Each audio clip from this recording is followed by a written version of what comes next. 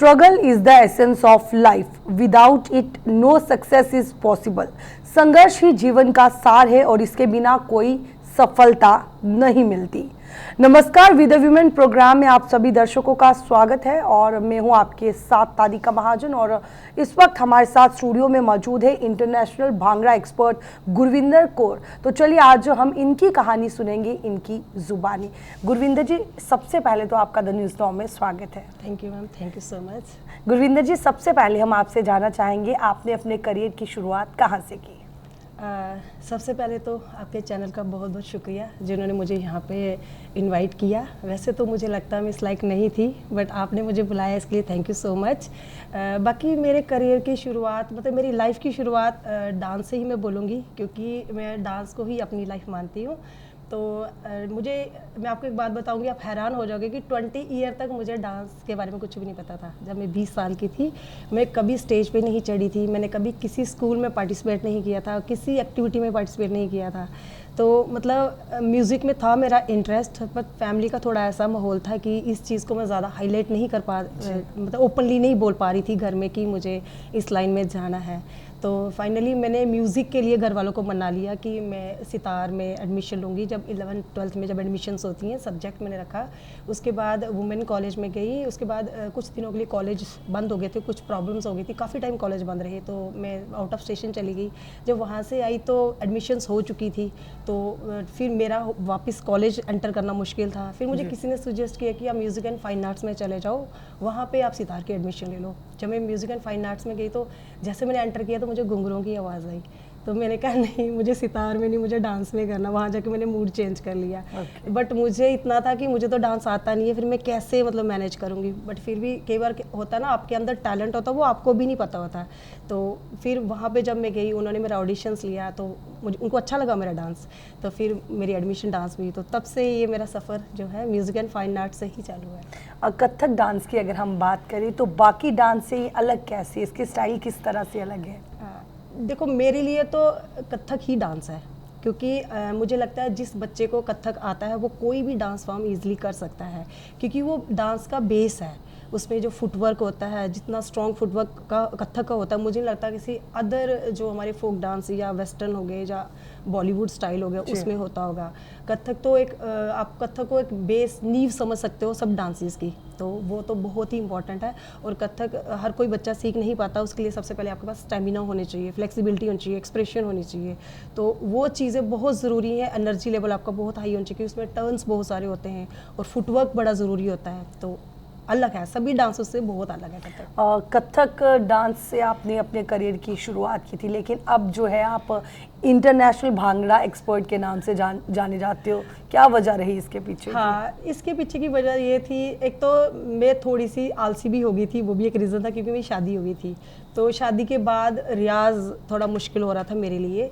तो ऊपर से मैंने स्कूल भी ज्वाइन कर लिया हुआ था। जोधा मलमे में पहली टीचर रही उनकी क्लासिकल की, तो मैं स्कूल भी जाती थी। उसके बाद स्कूल में तो कथक चलता था, लड़कियां सीख लेती थी, बट लड़के वो कहाँ जाएं? वो कहते हैं हमने नहीं पहनने घुंघरू, तो हमें तो मैम भांगड़ा करवाओ, आप हम भांगड़ा करेंगे। तो फिर अब एज ए क्लास टीचर आपको 1-2 बच्चों को नहीं सिखाना, आपको पूरी क्लास को सिखाना है।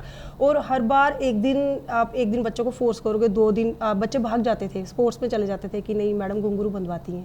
तो फिर वो एक टाइम था, फिर मुझे लगा नहीं, भांगड़ा की तरफ मुझे भी थोड़ा, क्योंकि बॉयज़ के बारे में भी सोचना पड़ेगा। अब जब मैंने भांगड़ा की क्लासेस देनी स्टार्ट की तो गर्ल्स का भी रुझान भांगड़ा वाली साइड ही आ गया। तो फिर भांगड़ा, गिद्धा, यही सब चलता रहा। उसके लिए फिर मैंने अलग से स्पेशल क्लासेस भी ली। अब मेरे गुरु है भवनीत सिंह, अभी वो कनाडा में है, तो उनसे स्पेशल मैंने चंडीगढ़ से भांगड़ा और गिद्धा की क्लासेस ली। उसके बाद फिर मेरा भांगड़ा में खुद मैंने नेशनल और इंटरनेशनल में गोल्ड मेडलिस्ट हूँ। उसके बाद अब मेरा आज की डेट में मेरा इंस्टीट्यूट भी भांगड़ा के नाम से ही फेमस है।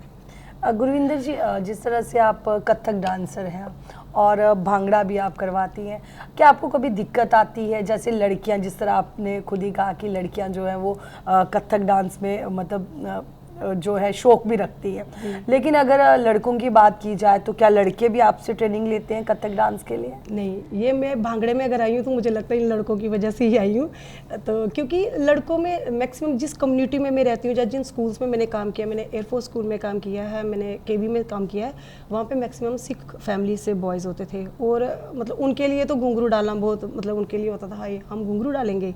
तो जो दूसरे बच्चे थे जैसे जिनका ऑलरेडी माहौल जो होता है, जैसे म्यूज़िक वाला माहौल होता है जिस घर का, कुछ मतलब कि 100 अगर लड़के उसमें से 1 या 2 ही होते थे जो कथक के लिए बोलते थे मैं हम कर लेंगे जैसे आप बोलते हो, मगर 98 जो बॉयज़ थे वो नहीं मानते थे। तो इसीलिए शायद आज मैं अगर भांगड़े में तो शायद बॉयज़ की वजह से ही आई हूँ। आपके फैमिली की हम बात करते हैं, आपकी फैमिली में सबसे ज़्यादा सपोर्ट कौन करता है आपको? मेरी फैमिली में 2-3 लोग ही हैं, मेरे हस्बैंड है, मेरा बेटा है और मेरे फादर लास्ट ईयर एक्सपायर हो गए थे। सबसे ज़्यादा सपोर्ट मुझे उन्हीं की थी। वो इतने खुश होते थे जब भी मैं किसी टूर पे जाती थी, जहाँ कहीं टीवी में मेरा प्रोग्राम आता था तो बहुत खुश होते थे कि मेरी बहू ऐसे काम कर रही है, रोज़ न्यूज़पेपर में नाम आ रहा है, तो बहुत इम्प्रेस होते थे मतलब मुझे देख के। बाकी हस्बैंड बहुत सपोर्टिव हैं। इवन कि बेटा मेरा वो छोटा था जब मैं टूर पे जाती थी तो मैं इसको बोलती थी बेटा आपका एग्ज़ाम है, कह रहा मामा कोई बात नहीं आप चाहो मैं मैनेज कर लूँगा। तो सपोर्ट तो फैमिली का मुझे पूरा ही है। जिस तरह आप बता रही हैं कि आपके टूर्स रहते हैं मोस्टली, तो घर कैसे आप मैनेज करते हैं, परिवार को आप कैसे देखते हैं, बच्चे को कैसे आप समय देते हैं, कैसे सब चीज़ों को मैनेज करते हैं? हाँ, जैसे मैंने आपको बताया कि फैमिली सपोर्ट का मतलब ही यही होता है कि जब आप घर पे नहीं हो तो पीछे कौन देख रहा है, वही फैमिली सपोर्ट होती है। जैसे मैं घर पे नहीं हूँ, मेरी ननद हैं वो आ जाती हैं, वो भी गवर्नमेंट एम्प्लॉई हैं बटोत में, बट जब उनको पता चलता है कि मैं बाहर जा रही हूँ वो आ जाती है छुट्टी लेके, बेटे को वो भी देख लेती हैं। तो हस्बैंड मेरे साथ ही जाते हैं मोस्टली, बट लास्ट ईयर से हस्बैंड नहीं जा रहे थे क्योंकि फादिल्ला बहुत बीमार हो गए थे तो इसलिए वो नहीं जा पा रहे थे। बट लास्ट ईयर जब उनकी डेथ होगी तो उसके बाद हस्बैंड भी, अभी हम रिसेंटली आपको पता परसों ही हम नेपाल से आए तो हस्बैंड साथ ही गए हुए थे। तो जब ये साथ जाते हैं तो वहाँ पे मुझे सपोर्ट हो जाता है क्योंकि बहुत सारे बच्चे होते हैं, बहुत सारे पेरेंट्स होते हैं जिनको वहाँ जाके मैनेज करना होता है। तो मेरे को एज ए इस बार जो इवेंट हुआ था उसमें एज ए ऑर्गेनाइजर प्रेसिडेंट थी तो मुझे स्टेज पे ही रहना था, तो बैक स्टेज भी देखना होता है, पेरेंट्स को भी देखना होता है, तो वो सब हस्बैंड मेरे सपोर्ट करते हैं मुझे। गुरविंदर जी, हर एक की लाइफ में ना चैलेंजेस आते हैं। आपकी शुरुआती दौर में जब आपने अपना करियर स्टार्ट किया था तो क्या क्या आपको चैलेंजेस आए आपकी लाइफ में? चैलेंज तो मैं ये कहूँगी मुझे इतने नहीं आए लाइफ में, क्योंकि मेरे साथ शायद वाहिगुरु की कृपा है। मैं सिर्फ सोचती हूँ मुझे ये करना है और 10 लोग पता नहीं कहाँ से आ जाते हैं मुझे सपोर्ट करने के लिए। मेरे बस सोचने की ही देर होती है कि मुझे ये करना है। मैं आपको बता दूँ कि जिस एसोसिएशन को मैं चला रही हूँ यहाँ पे, आज से 2017 में मैं उसी एसोसिएशन में एज ए पार्टिसिपेंट गई थी, वो भी सिर्फ देखने के लिए कि क्या स्टेज मतलब कैसे होती हैं, अदर स्टेट के बच्चे कैसे कंपटीशन करते हैं, वो भी डर डर के गई थी। और मुझे याद है कि सुबह 8 बजे हम रेडी होके बैठ गए थे और हम पानी पीने भी नहीं जा रहे थे, क्या पता हमारा नंबर ना बोल जाए, लेकिन रात को 9 बजे हमारा नंबर आया था। तो उस टाइम पे मतलब वो भी बड़ी खुशी की बात थी, हमारा नंबर आया, फिर हमने परफॉर्म किया, फिर हमारा गोल्ड मेडल आया। तो मतलब वो एक ट्राई था मेरा कि देखते हैं बाहर जाके हम कुछ कर सकते हैं। बट देखो मैंने थोड़ी सी हिम्मत की, आज मैं उसी एसोसिएशन को चला रही हूँ। तो मतलब ये वाहिगुरु की कृपा है, बस यही समझिए। जिस एसोसिएशन के साथ आप जुड़ी हैं, जिस एसोसिएशन को आप चला रही हैं, क्या कहेंगे उसके बारे में? क्योंकि काफ़ी ज़्यादा देखा जाता है कि बच्चे बहुत होते हैं आपके साथ, तो सब कैसे उनको मैनेज करते हो आप, बच्चों को, फिर आपके टूर्स, सारी चीज़ों को? सबसे पहले तो मैं अपनी एसोसिएशन के बारे में बताना चाहूँगी, क्योंकि इंडिया में बहुत सारी एसोसिएशन वर्क कर रही है इस टाइम, अच्छा वर्क कर रही है। जम्मू में भी अब बहुत सारी एसोसिएशन में देख रही हूँ आ रही हैं, बट हमारी एसोसिएशन के लिए मैं ये बोलना चाहती हूँ कि हमारी एसोसिएशन सबसे अलग है। रीज़न ये है कि हमारी एसोसिएशन में डांस तो होते हैं but item song, vulgar song, इस तरह के सॉन्ग बिल्कुल नहीं होते हैं। इस साल से तो जो रोमांटिक सॉन्ग हैं उनको भी स्किप कर दिया गया है। हमारा मेन मोटिव होता है क्लासिकल, सेमी क्लासिकल, टिपिकल फोक, उसके अलावा पेट्रोटिक हो गया, डिवोशनल्स हो गया, इस तरह के मतलब कंपटीशन हमारे में करवाए जाते हैं। क्योंकि हमारी एसोसिएशन का मानना ये है कि डांस में जो डांस के नाम पे लोग गंदगी परोस रहे हैं ना, हम उसको बाहर निकालें। पेरेंट्स के सामने एक ऐसी छवि खड़ी करें डांस की कि हर एक पापा को भी प्राउड फील हो कि मेरा बच्चा मेरी लड़की डांस करने जा रही है, ना कि उनको बच्चों को जिद के आगे, जिद करके जो बच्चे कहते हैं ना पापा मुझे जाना ही जाना है, तो केवल बच्चों की जिद के आगे पेरेंट्स वो कहते हैं चलो भेज देते, बच्चा जिद कर रहा है। बट हमारी एसोसिएशन एक ऐसा प्लेटफॉर्म देना चाहती है कि पेरेंट्स खुद बोले बच्चे को कि बेटा जाओ इस एसोसिएशन में जाओ ताकि आपकी ग्रोथ हो अच्छी। तो हमारी एसोसिएशन का नाम डांस स्पोर्ट्स काउंसिल J&K से नाम से मैं चला रही हूँ, और डांस स्पोर्ट्स एसोसिएशन भारत के नाम से हमारी नेशनल बॉडी है। उसके अलावा हमारी performing art association of India भी है, जिसमें डांस के अलावा सिंगिंग, एक्टिंग, पेंटिंग, पोइट्री, सब उसमें सारी एक्टिविटीज़ उसमें है। जी गुरविंदर जी, कैसा लगता है जब आप टूर पे जाती हैं, बाहर स्टेट्स में जाती हैं, अब्रॉड होती हैं आप, कैसा लगता है जब नाम लिया जाता है कि जम्मू कश्मीर से हैं आप? हाँ, ये एक ना जैसे मान लो बाहर की मैं तो नहीं बोलूँगी, मैं इंडिया से ही बोलूँगी बात में। जैसे हम साउथ वाली साइड जाते हैं, एक क्यूरियोसिटी हो जाती है उनको कि जम्मू कश्मीर से बच्चे आए हैं। एक तो उनको लगता है कि जम्मू से आएंगे बड़े सुंदर होंगे, है ना, ब्यूटी वो बोलते हैं, तो कश्मीरी जम्मू के इतने सुंदर लोग होते हैं, तो वो एक क्यूरियोसिटी मतलब रहती है लोगों में कि जम्मू कश्मीर से आए। दूसरा इतनी दूर से आए हैं आप, मतलब वो चीज़ भी उनको होती है।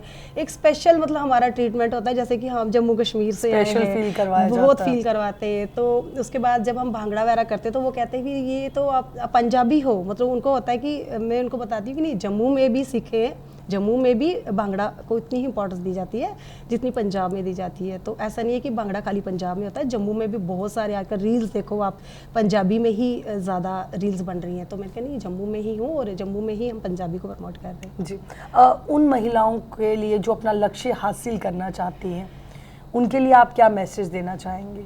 हाँ, महिलाओं को मैं यही बोलूँगी, क्योंकि सबसे पहले मैं भी महिला ही हूँ, तो अपने अंदर सबसे पहले एक कॉन्फिडेंस पैदा करें। क्योंकि मुझे 20 साल लगे थे ये जानने में कि मेरे अंदर कितना कॉन्फिडेंस है।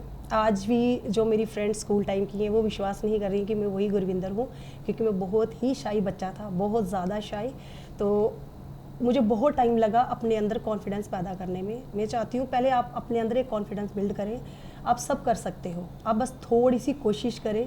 अगर आप में टैलेंट है तो प्लीज़ उसको बाहर लाएं, क्योंकि ये लाइफ बार बार नहीं मिलती है। गुरविंदर जी, हमारे जो दर्शक इस वक्त इस प्रोग्राम को देख रहे हैं, क्योंकि हमारा वी द वीमेन प्रोग्राम करने का यही मकसद रहता है कि जो भी महिलाएं जिन्होंने अपनी लाइफ में कुछ अचीव किया हो अपने दम पर, उनको हम यहाँ पर स्टूडियो में बुलाएं या उनके साथ कोई हम इंटरेक्ट करें और लोगों तक उनका मैसेज पहुँचाएं। तो आपका क्या मैसेज रहेगा महिलाओं के लिए, और जो दर्शक इस वक्त हमारे इस program we the women program को देख रहे हैं उन लोगों के लिए? हाँ, मैं चाहती हूँ कि अगर आप लोग आगे निकल चुके हैं तो आप निकल चुके हैं, लेकिन लोगों को भी बताना ज़रूरी है। ये मीडिया का ऐसा माध्यम है, यहाँ से आपके काम को प्रमोशन मिलेगी। जैसे मैं काम तो कर रही हूँ, मगर बहुत सारे लोगों को नहीं, वो बहुत सारे लोग मुझे नहीं जानते होंगे। बट अगर हम यहाँ पे आएँ, अपने आप को बताएं कि हमारी ये अचीवमेंट है, जो नहीं जानते वो लोग भी हमें जानेंगे। जानने से ये होता है कि आपको एक इंस्पिरेशन मिलती है। तो उसके बाद आपका जिस फील्ड में आप हो, जैसे बहुत सारे लोग मुझे डीएम करते हैं इंस्टा में कि मैम आपका इंस्टीट्यूशन कहाँ है, हम आपके साथ अगर जुड़ना चाहते हैं तो कैसे जुड़ सकते हैं। बहुत सारे लोगों की क्यूरी होती है। तो अगर आप इस तरह के शोज़, जैसे आप लोगों ने ये शोज़ रखे हुए हैं खासकर महिलाओं के लिए, मुझे लगता है ये बहुत ही सराहनीय कदम है आप लोगों का। तो अगर इस तरह के शोज़ में जो महिलाएं जो भी वर्क कर रही हैं अगर जाएंगी, तो मुझे लगता है लोगों तक पहुँच पाएंगी, घर घर में वो पहुँच पाएंगी। तो इसके लिए आपका भी बहुत बहुत शुक्रिया कि आप एक इतना अच्छा प्लेटफॉर्म हमारी महिलाओं को दे रही है। बहुत बहुत शुक्रिया गुरविंदर जी, आज आपने अपना कीमती समय द न्यूज़ नाउ को दिया। तो आपको जाने से पहले एक बार फिर से बताते चलें कि स्टूडियो में इस वक्त हमारे साथ जुड़ चुकी थी इंटरनेशनल भांगड़ा एक्सपर्ट गुरविंदर कौर जी, और इनकी कहानी आपने खुद सुनी इनकी जुबानी। तो फिलहाल आज के इस वी द वीमेन प्रोग्राम में इतना ही। तब तक के लिए मुझे तारिका महाजन को और साथ ही हमारी स्टूडियो टीम को दीजिए इजाज़त। आप देखते रहे द न्यूज़ नाउ। नमस्कार।